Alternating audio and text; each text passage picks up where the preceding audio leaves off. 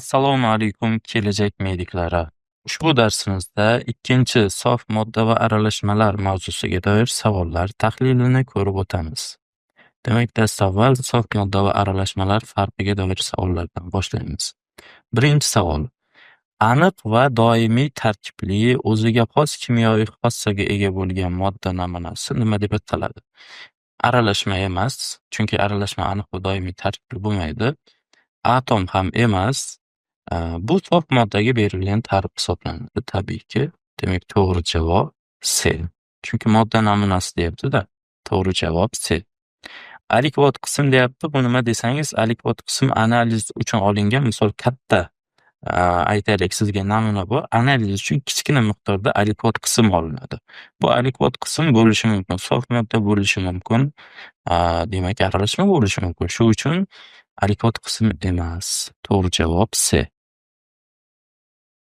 Uchinchi savol. Moslikni aniqlang. Demak, sof modda va aralashmalarni moslashimiz kerak. Hop, birinchisi qaldiroq gaz. Qaldiroq gaz bu nima? Qaldiroq gaz bu 2 molekula vodorod va 1 molekula kislorod aralashmasi nisbatidagi aralashma. Ya'ni vodorod va kislorodning 2:1 mol nisbatidagi aralashmasidir qaldiroq gaz.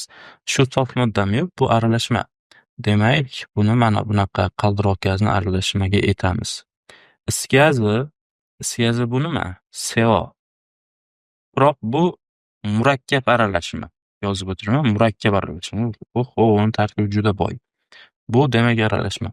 Hop, moslaymiz. Demak, tuproq ham aralashma, is gazi sof modda. Ayni mana shunaqa ko'rinish qayerda bor? Hop, demak, mana bu B javobda. To'g'ri javob B. Beshinchi savol. Quyidagilardan nechtasida gomogen aralashma hosil bo'ladi? E'tibor bering, nechtasida. Diqqat bilan savolni o'qing-da. Demak, osh tuzi va suv mol, ya'ni suv mol osh tuzini hammasini eritib yuboradi. Bilasiz, osh tuzining suvga eritmasi gomogen aralashma. Demak, buni olamiz. U bizga kerak. Shakar suv, ya'ni suv mol, demak, bu degani suv shakarni to'liq eritadi. Shakarli suv ham gomogen aralashma olasiz. Temir qipig'i va oltin go'sht albatta bular gomogen emas, heterogen, demak bu bizga kerak emas. Spirt va suv ham gomogen. Demak, 3tasida gomogen aralashma hosil bo'lar ekan. To'g'ri javob C. 7-chi savol. Quyidagi keltirilgandan gomogen aralashma, heterogen aralashma va sof moddalar sonini ko'rsating. Demak, mana bu yerda keltirilgan. Hop, har birini o'zini mos turiga qo'yib chiqamiz. Loyqa suv heterogen aralashma, B qo'yaman. Hop, toza sut. Sut toza bo'ladimi, iflos bo'ladimi? Heterogen aralashma hisoblanadi. Bu ham B. Osh tuzining suvdagi eritmasi gomogen aralashma, demak bu A. Toza havo. Toza ekan deb turib sof modda deb ketmang. Havo bu nimaga berilgan nom? Aralashmaga berilgan nom. Shuning uchun ham havo bu sof modda emas, aralashma hisoblanadi. Aralashma bo'lganda ham toza havo bo'lyapti. Shuning uchun gomogen aralashma. To'g'ri javob A. Hop, toza suv. Endi bu suv sof moddaga berilgan nom va u toza deyapti. Shuning uchun buni sof modda sinfiga kiritamiz. C. Yog'li suv bu heterogen aralashma, B. Hop, changli havo bu heterogen aralashma, B. Hop, A'lar soni bizda 2 ta bo'lyapti. Demak, A2. B'lar soni 1, 2, 3, 4. B 4 ta bo'lyapti. B4. C'dan bitta bo'ldi. A2, B4, C1. To'g'ri javob C. Endi esa aralashmalarni ajratish usullariga doir savollarni ko'rishni boshlaymiz. 9-savol. Loyqa suvni qaysi usul orqali tarkibiy qismlarga ajratish mumkin? Ajoyib. Magnitlab ajrata olmaysiz. Kristallash yo'li bilan ham ajrata olmaysiz. Xromatografiya bilan ham albatta mana bu tindirish bilan ajratasiz. To'g'ri javob D. 11-savol. Rasmda filtrlash jarayoni tasvirlanganini bilgan holda A, B va C'larning nomini va stakandagi aralashma turini aniqlang berilgan tartibda. Xo'p. Demak, ketdik. A, B, C'larning nomini aniqlaymiz. A bu nima? A nimani ko'rsatyapti sizga? Mana filtr qog'ozni ko'rsatyapti. Demak, A bu filtr qog'oz. Xo'p, B nima? Mana bu qoldiqni ko'rsatyapti. Filtrdan filtrlashda mana bu filtr qog'ozlar qolib ketgan qism qoldiq deyiladi. Demak, bu qoldiq. C nima? C mana bu stakan, demak o'tgan, filtrdan o'tgan tiniq suyuqlikni ko'rsatyapti. Demak, bu C nima? Filtrat deb ataladi. Demak, filtrat. Va aralashma turi, mana bu stakandagi aralashma turi nima desangiz, qanaqa desangiz, jarayon mana aytyapti. Rasmda filtrlash jarayoni deyapti. Demak, filtrlashda qanaqa aralashmalar ajratiladi? Geterogen. Demak, bu geterogen. Demak, filtr qog'oz, qoldiq, filtrat, geterogen. Mana shuni tartib bilan aniqlaymiz. To'g'ri javob C. 13-savol. Amaliyotda rasmda tasvirlangan usul orqali quyidagi aralashmalardan nechtasi tarkibiy qismlariga ajratiladi? Demak, quyida tasvirlangan usul bu qaysi usul? Bug'latish usuli. Demak, amaliyotda degan so'zni bekorga alohida ajratib ko'rsatmadim. Sababi amaliyotda bajariladimi yo'qmi, bu narsani ham e'tiborga olishimiz kerak. Birinchisi, osh tuzi eritmasi shu usulda ajratiladimi? Ha, bug'latish usulida ajratiladi. Demak, buni mana yashil bilan belgilayman. Shakarli suvni ham shu usulda ajratsak bo'ladimi amaliyotda? Bo'ladi, albatta bo'ladi, bemalol. Amaliyotda qo'llasa bo'ladi. Spirt va suv. Spirt va suvni bug'latish usulida ajrata olmaysiz. Ajratasiz, ajratmaysiz emas. Lekin nima bo'ladi? Bu spirt va suv distillash usulida amaliyotda ajratiladi. Siz bug'latasiz, spirt uchib ketadi. Undan nima foyda, to'g'rimi? Sizga qolgan suv kerak emas u. Suv molekul bo'lsa, siz spirtni olishingiz kerak. Mana bunaqa uchib ketadi, siz tomosha qilib o'tirasiz, bug'lantirib. Uni distillash usulida ajratiladi. Demak, shu uchun ham buni olmaymiz. Qizil. CO2, ya'ni karbonat angidrid gaz plus suv, ya'ni gazli suvlar bo'ladi-yu, o'sha. Shu usulda ajratasizmi? Gazi uchib chiqib ketadi osmonga. Undan sizga nima foyda? Demak, bu ham bu usulda ajratilmaydi. Demak, bu ham chiqib ketadi. Demak, nechtasi bo'lyapti? 2tasi bo'lyapti. To'g'ri javob B. 15-savol. Qaysi hukmlar to'g'ri? Xo'p. Hukmlar mana 4ta hukm berilgan. 4ta ma'lumot.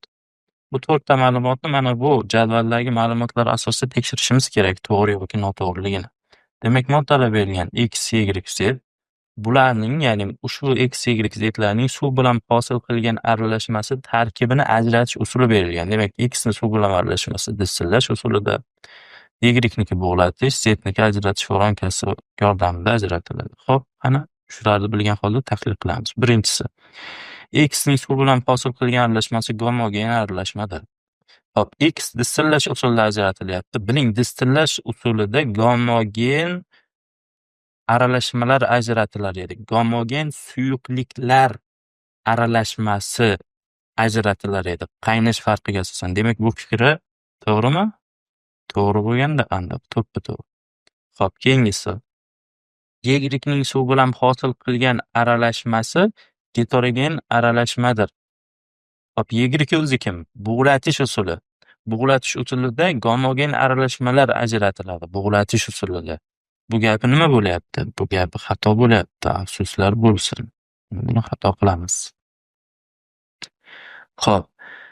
Uchinchisi, Z ning suv bilan hosil qilgan aralashmasi geterogen aralashmadir. Z nima bo'lyapti? Z ajratish vorankasi. Bilsangiz, ajratish vorankasida geterogen bir-birida erimaydigan suyuqliklar ajratilar erizichlik farqiga asosan. Demak, bu gap to'g'rimi? Juda hamda to'ppa-to'g'ri. Xo'p.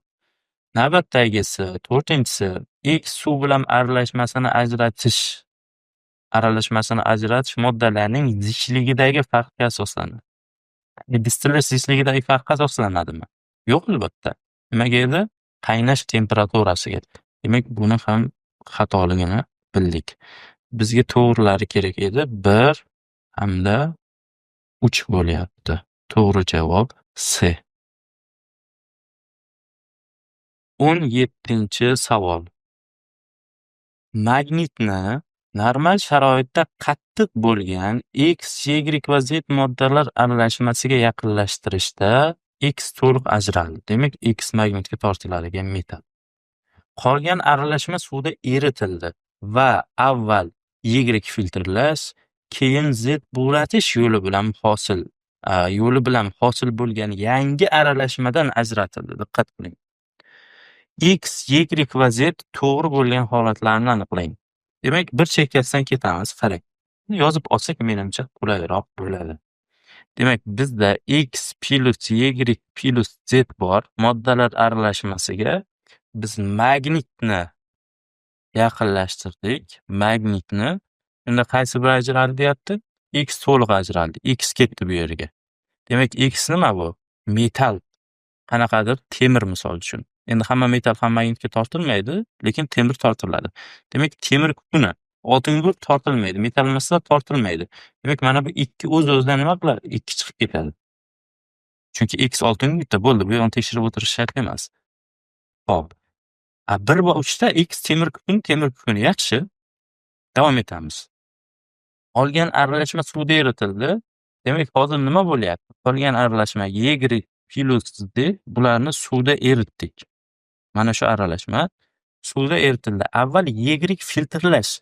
Y'ni filtrlab ajratdik. Keyin Z'ni bug'latish bilan ajratdik. Demak, Y filtrlash o'tili bilan ajratilsa, demak, u heterogen aralashma hosil qilgan mana shu vaqt. Xo'p, endi savol, Y oshtuzi bo'lishi mumkinmi shu holatda? Yo'q. Filtrlash usulida ajratilmaydi-ku, to'g'rimi?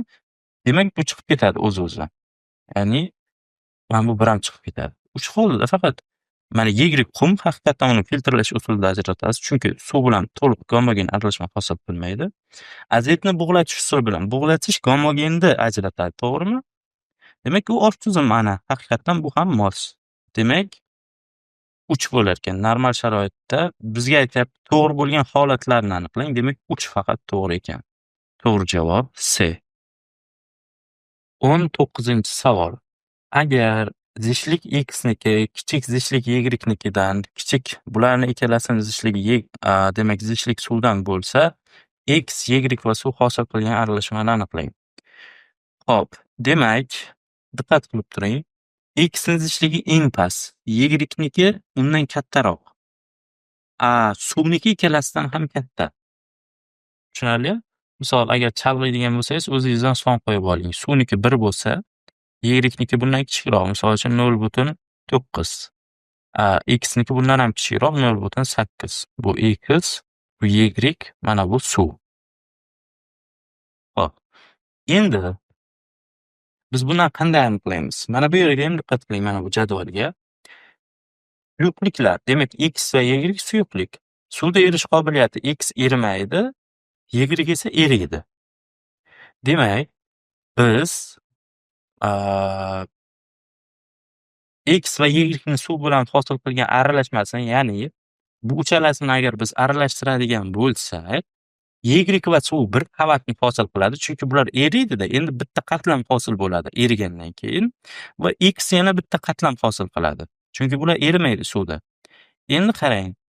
Endi savol, qaysi biri tepada bo'ladi? Y va suv qatlami tepada bo'ladimi? X qatlami tepada bo'ladimi desa, buni zishlik farqiga asosan aniqlaymiz. X ni zishligi 0.8 e'tibor bering. Y va suvniki 0.9 va 1. Ya'ni mana bu tepani zishligi 0.9 va 1 orasida bo'ladi baribir. 0.9 va 1 orasida. Misol uchun aytaylik 0.95 bo'ladi endi. Qaysi biri ko'p kamligiga qarab o'zgaradi bu qiymat. Lekin 0.9 bilan 1 orasida bo'ladi. 1 dan katta bo'lmaydi, 0.9 dan kichik bo'lmaydi. X niki esa 0.8.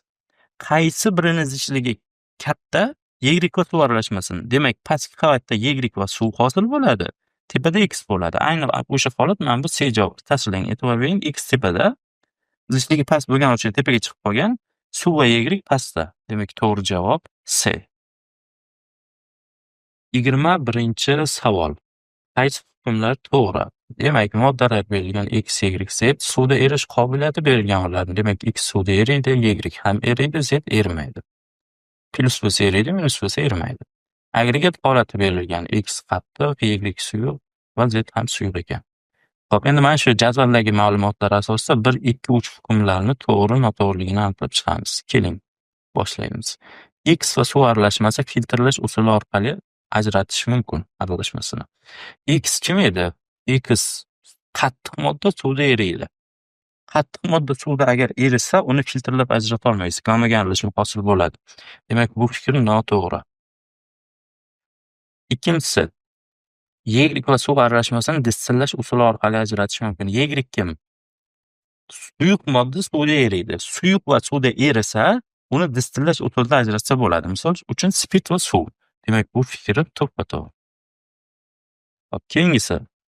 Uchinchisi, zet va suv aralashmasini ajratgich voronka yordamida ajratish mumkin. Zet kim? Suyuq modda suvda erimaydi. E'tibor bering, suvda erimaydigan suyuqliklarni ajratish voronkasi yordamida ajratsa bo'ladi albatta, to'g'rimi? Zichllik farqiga asosan. Demak, buni ham olamiz. Demak, bizdan qaysi hukmlar to'g'ri deb so'ralmoqda bu yerda. 2 va 3 to'g'ri ekan, to'g'ri javob D.